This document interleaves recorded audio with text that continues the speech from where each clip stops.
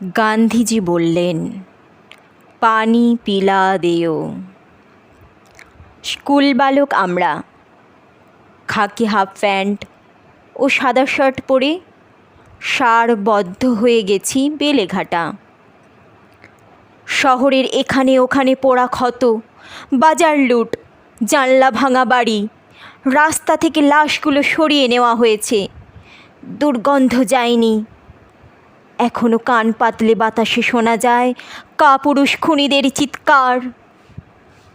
এরই মধ্যে এই গরুর গাড়ির দেশে বিমানে চেপে হুড়মুড়িয়ে চলে এসেছে স্বাধীনতা।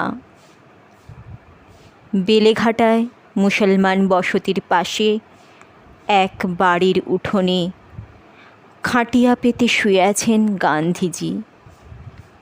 তাঁর চোখের নিচে শুকনো অশ্রুর রেখা। দূরে ব্যান্ড বাজছে, পথ করে উঠছে অসংখ্য তেরঙ্গা ঝান্ডা।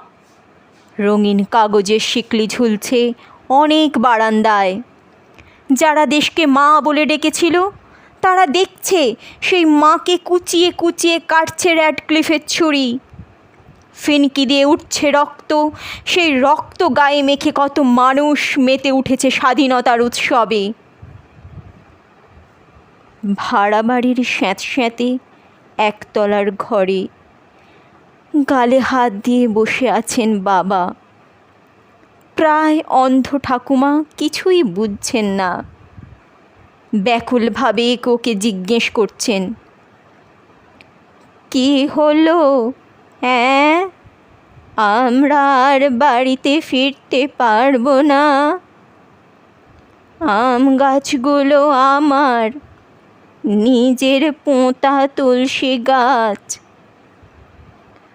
পুকুর ঘাটে কে বসে আছে? গান্ধীজি ভাঙা ভাঙা গলায় মুসলমান ছেলেদের বললেন, হিন্দু ভাই লোগোं को পানি পিলা দেও। আমরা ছুটে গিয়ে তাদের হাতের গেলাস থেকে জল খেলাম। কি অপূর্ব স্বাদ, যেন অমৃত। কত হর্ষময় কোলাকুলি হলো। তবু ভাগ হয়ে গেল নদীগুলো। শূন্যে তার কাঁটা, এক পাশে পানি আর এক পাশে জল।